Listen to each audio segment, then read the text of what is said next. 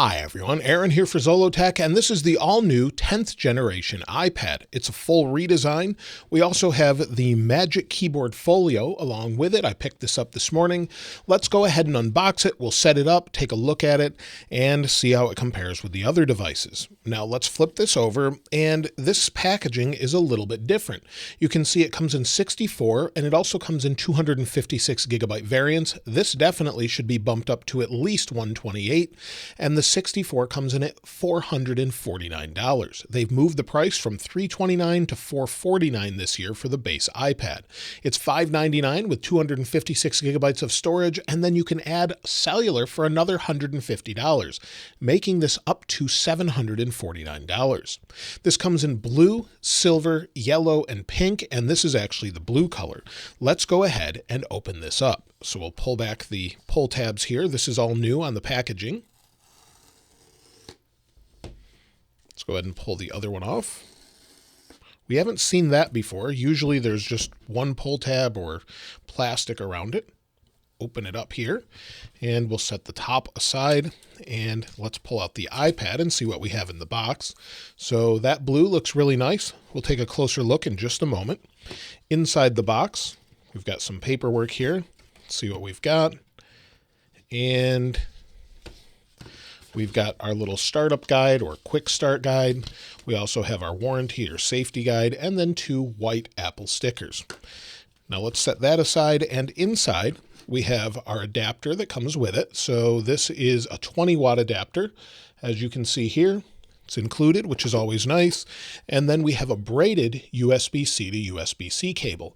So you can see that braid. It's great that they're including a braided cable. Now let's go ahead and set that aside and take a closer look at the iPad. Now let's go ahead and take a look at the iPad itself, and then we'll compare it with things such as the iPad Air and the regular iPad a little bit. So we'll open this up.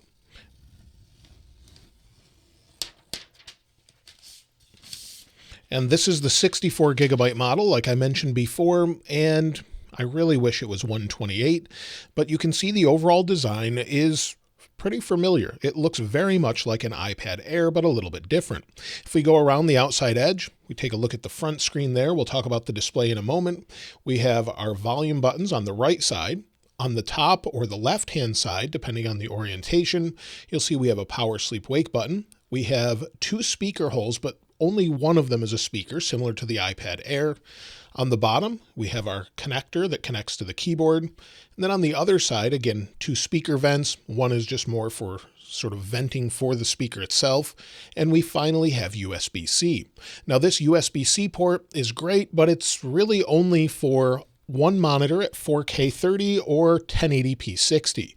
So it's not Thunderbolt speeds, but you can connect 2 monitors with it, which is really nice. And you'll see here we have that landscape orientation camera with a little microphone next to it. Now this comes in at 1.05 pounds or 477 grams. It's a little bit more if you have the cellular model. Now one thing I always like to do is take a look at the magnets in the back of it. This magnet paper lets us see where things are. So you'll see the camera here. There's some magnets maybe to adhere to the Magic Keyboard Folio. We've got our speaker, then more magnets along the top and outside edges. Again, around the side, you can see all the different magnets. It just lets us know where things are placed, such as the speakers here. Now, just for a quick comparison, here's an old iPad Air 2.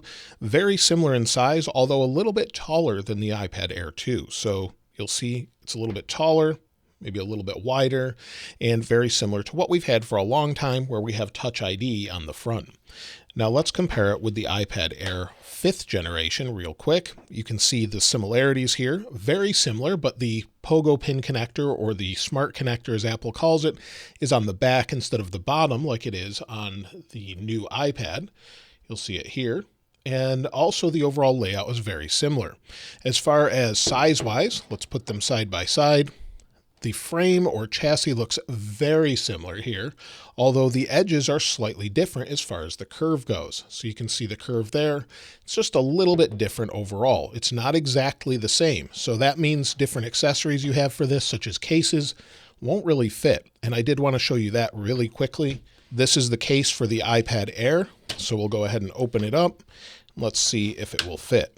So We'll put it in place, and it doesn't even magnetically adhere properly. So you could cover it, but it doesn't actually go with this iPad. The lid stays closed, but again, it's not exactly the same as the iPad Air. Now, before we go ahead and open up the Magic Keyboard Folio, I wanted to share with you a multitasking hub from our channel partner, Anchor, who sponsored this video. For the ultimate multitasking hub for the new iPads and iPadOS 16, this is the new 551 USB-C hub. This is the first USB-C hub that's also foldable and designed for iPad to give you the best viewing angle and ergonomics for the best desktop iPad setup. It has 8 ports total with 2 USB-A ports with a 3.5mm headphone jack.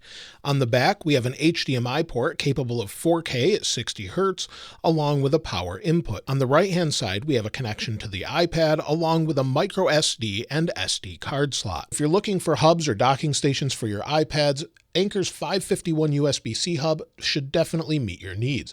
I'll leave a link in the description below. Now let's go ahead and open up the Magic Keyboard Folio. And again, it has the same pull tabs on the back, and this again is quite expensive this year. So this comes in at $249. We'll pull off the pull tabs here, and you can see it's compatible with only the iPad 10th generation. So let's pull this off here. We've got another one. There we are, and let's see what we've got. Open it up here, and this is quite heavy, much heavier than I would have thought. So let's see how this is wrapped. We'll unwrap it here. We've got 2 pieces. One adheres to the back, and then you've got this piece in the center here. So inside, along with this, looks like, again, you just have a quick start guide that shows you how to use it, and then your typical warranty information with it. No additional Apple stickers that I can see. Let's go ahead and set that aside. We'll get rid of all this packaging. And here's the new Magic Keyboard Folio. So the back of this has a nice microfiber cloth texture, and it's just sort of a back cover from Apple. If you've ever seen one, it has the same sort of texture. And then it has this kickstand in the back that opens and has variable angles. So again, you'll see here as we move this, it seems to be what you would expect with that. And of course it adheres with magnets. So again, with the magnet paper, you can see the different magnets around the outside edge as we go around it. A bunch of magnets to help it adhere to the device itself. And in the keyboard, looks like there's a couple different magnets here. Looks like there's almost a spot where you could maybe have a fingerprint sensor. That's what it kind of looks like, even though it doesn't have that. But that would have been nice, but that gives you an idea of what it looks like. Now let's go ahead and check it out on the iPad, and then we'll boot up the iPad and set it up.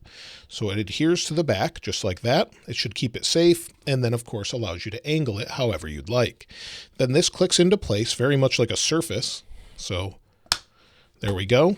And it's on there pretty tight, so I don't expect it to just fall off if you're going to just use it regularly and maybe you forgot to close it.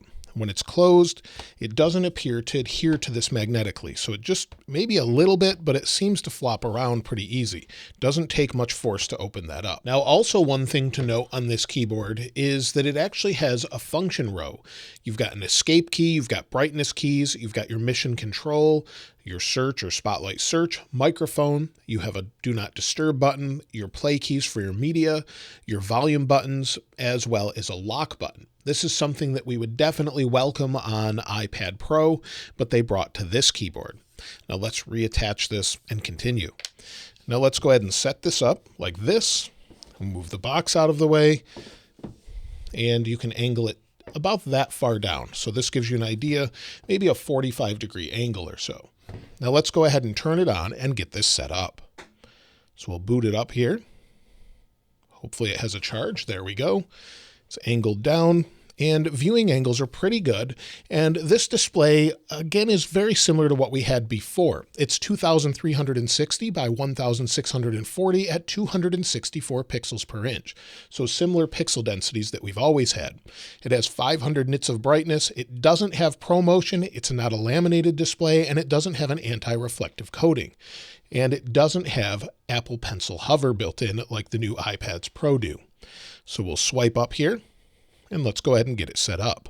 So we'll go to English, United States, of course, set this up however you'd like, and let me bring in the iPad Air to get this set up. we connected with the iPad Air. Let's scan this little code here with the camera. And then it should connect and allow us to move over settings and exactly set it up the same way we have on this iPad. Now we need to put in the passcode for that iPad, and now it says setting up your iPad. Let's go ahead and lay this flat just to make this easier to see on camera here. Now it's asking us to set up Touch ID. We'll hit continue and place our finger on the Touch ID sensor. So we'll get this set up pretty quickly. It's one thing I wish they would bring to some iPhones, maybe the SE, maybe in the future. We'll try this again, cover it completely. There we go. And then we could set up another one. We'll just hit continue. It looks like we're not done yet. We'll continue. There we go. And of course we could set up another finger if we want to. So let's do that. I'll get that set up quickly so I can have it in portrait mode as well. I've added my fingerprint again. Now it says transfer data from iPad Air M1, and then we have other options as well. So we can do a direct transfer or restore from iCloud. Sometimes the iCloud backup is faster. We can go to other options as well, and it says setting up your Apple ID. Now we agree to the terms and conditions. We'll give it just a moment. And I do want to actually set this up as a new iPad. I don't really want to transfer anything over to it. Now it says, enjoy your new iPad. On the old iPad, we'll hit done and then wait for it to finish on the new iPad. Now it says, make this your new iPad. We'll hit continue and then keep your iPad up to date. Again, we'll hit continue. It asks us to add our Apple Card. Now it says restoring from iCloud. So we'll give it a moment to finish and then we'll continue. Now, while we're waiting for it to restore, I wanted to show you the reflectivity difference. So here is the iPad Air 5th generation with the anti-reflective coating and the laminated display.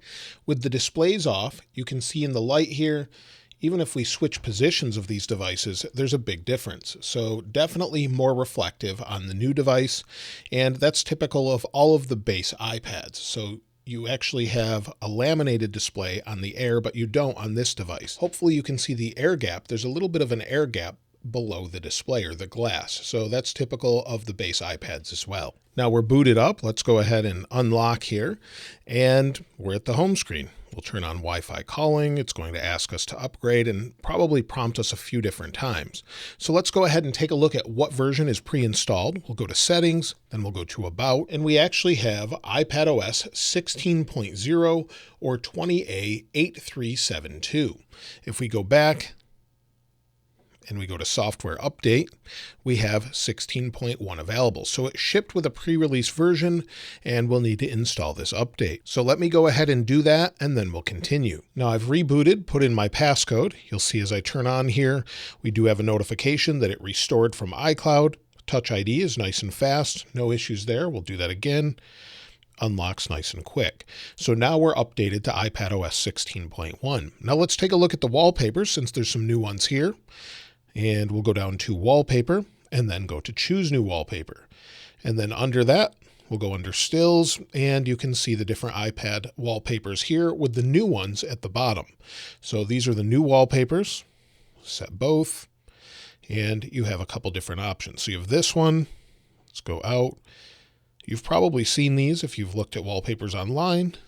But in general, they're pretty similar this time around, and they do have a light and dark mode. So if we go over to dark mode, I'm a little bit concerned this will be too reflective in dark mode, but we'll add that, go into our control center, go into dark mode, and let's see what the home screen looks like. It does look pretty good with this dark wallpaper, and of course I'll link this in the description. Now one thing to note is this does not get Stage Manager with iPadOS 16 or 16.1.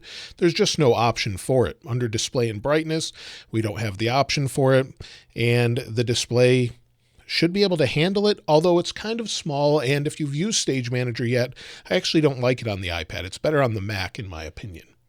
Now, as far as the speakers, let's go ahead and take a listen to those as they're a little bit new. So we'll set this sideways. Let's attach our keyboard and maybe we'll go into YouTube. Let me install that quickly.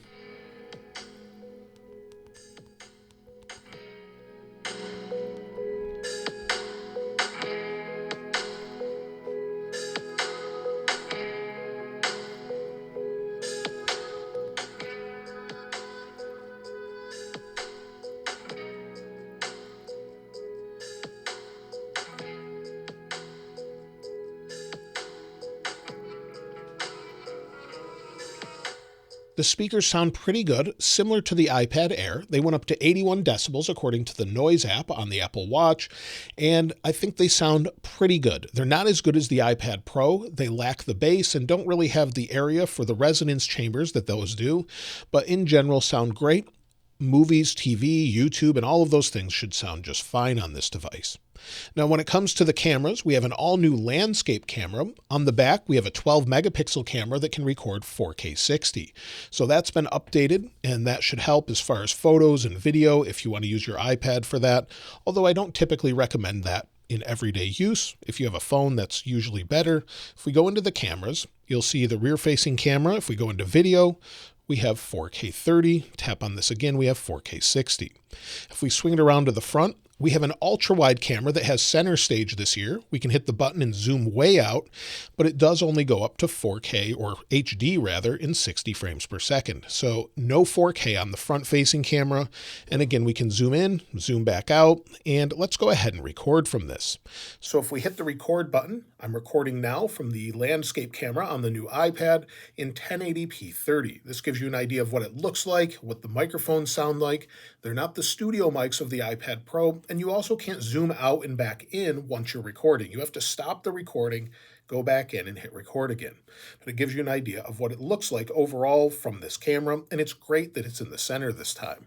So as far as the cameras go, I think that's a nice thing. I wish they would have done this on all the different devices. Maybe they will in the future. But we need to talk about the Apple Pencil. This iPad supports the first generation Apple Pencil for some odd reason. It means you need the Lightning connector, but you have to adapt that with an adapter to the USB-C port. And I actually forgot to pick one up because they're not included with the iPad. It's $9 at the Apple Store. I could have picked one up today, but completely forgot. So I have no way to easily go from here over to the iPad and actually use it. They could have used the second gen, which would have been nice just to adhere, but I think they made a compromise with the camera, and I would rather have the camera on the side and use the second gen pencil. However, I think they could fit both of those in somehow, maybe in the future. I don't think they would offset this. Apple doesn't typically do that. They like things centered, so either the center in landscape, center in portrait. But it's one of those compromises that's just very odd and very much a pain, especially the first time you need to plug it in or when you want to charge it. It was awkward enough having it stick out of the bottom of your iPad to charge, but it didn't take too long, so it wasn't too big of a deal. But I currently have no way to sync this. We don't have that new hover feature either, so I'll have to pick up a $9 adapter so I can use that. That's a little bit ridiculous in my opinion, and something that I really think they should have either re-released a new pencil that had USB-C on the bottom, just included, so you don't lose it. And I know a lot of people lose this cap as well. So I would like to just see some other solution. Maybe in the future we'll have a USB-C pencil that will work with the base iPads, with the magnetic one on the other iPads. It's a little bit frustrating to me that they did that. Now, battery life, you can expect the same 10 hours of battery life or 9 hours with cellular. It has a 28.6 watt-hour battery. So basically, Apple's shooting for 10 hours of battery life on all their iPads. So of course, I've only had this on during this video, and it says screen on time is 13 minutes. So not a whole lot of screen on time yet. It will take a few days, but typically they get about 10 hours with regular use if you're just watching TV. I find that 6 to 8 hours is more realistic depending on what you're doing. Now, as far as wireless, we don't have Wi-Fi 6E in this iPad. We do have 802.11ax or Wi-Fi 6 and Bluetooth 5.2. As far as this keyboard goes, it's a little bit thick, so it definitely makes this thick, quite heavy as well. And Apple doesn't give a spec as far as how much this keyboard case weighs. It is nice to type on. It's very similar to what we have with the iPad Pro, so that's of course very nice. And without Stage Manager and external display support, it's not as nice as the others. But the trackpad feels very similar to what we have with the iPad Pro, and the keyboard's very similar as well. I love that we have this option here at the top to adjust our different keys though, or our brightness and volume and more. So we can mute, turn the volume up and down, everything's nice and smooth, instead of having to go into the control center. I'm really happy they did that. Now we can fold this keyboard behind it or just detach it. I think it's a little awkward folded behind.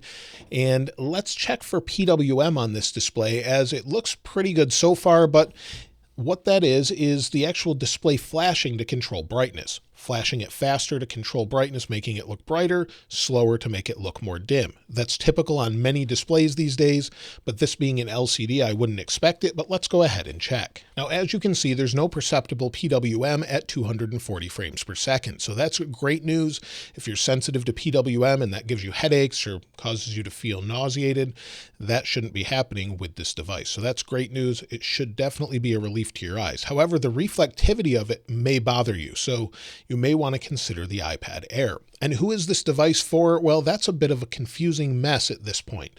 This device is not really something I would recommend to most people at this point at the current price point. With the price being many hundreds of dollars, you're basically at the iPad Air level, and you might as well pick up an iPad Air. So $150 extra for cellular with the 256 gigabyte model, which is the size I would typically recommend, that gets you $750 just for the regular iPad. And then if you want to add this case to it, it's another $250. That's quite a bit absurd at this point. I would actually go for an iPad Pro and then save up for the Magic Keyboard at that point, or go for the iPad Air, or get a refurbished or used iPad Air. There's many places it's also discounted. So at this point, this iPad is not something I would typically recommend to most people until they lower the price. $329 seemed fair with the last generation base iPad. Now with this keyboard, as well as the iPad itself, it's something that it's not one of those things I would recommend regularly. However, if you can get it on a discount, maybe with a carrier, something like that, or maybe it will sell largely in schools. We're not really sure. I like the overall design, but if this was priced total with the case and everything at about $500, I think more people would be more willing to pick this one up. However, the current iPad is still fine. It's sufficient for most things at $329, so that's probably what I would go with if you just want a base iPad. I really do like this one, but at this point, I think it's a miss as far as the overall price. Everything else about it, though, is pretty good. I do wish it had external display support like the M1 and M2 iPads and some other things later on with iPadOS 16.2. But either way, let me know what you think about this in the comments below. I definitely do like it, and I'll try it out for a little while. And I'm curious if you want me to do a full review on it, or we kind of know everything about it at this point. But let me know your thoughts about that in the comments below. Of course, I'll link this wallpaper in the description like I normally do, and be sure to check out the Anker 551 USB-C hub in the description below as well. If you haven't subscribed already, though, please subscribe. And if you enjoyed the video, please give it a like. As always, thanks for watching. This is Aaron. I'll see you next time.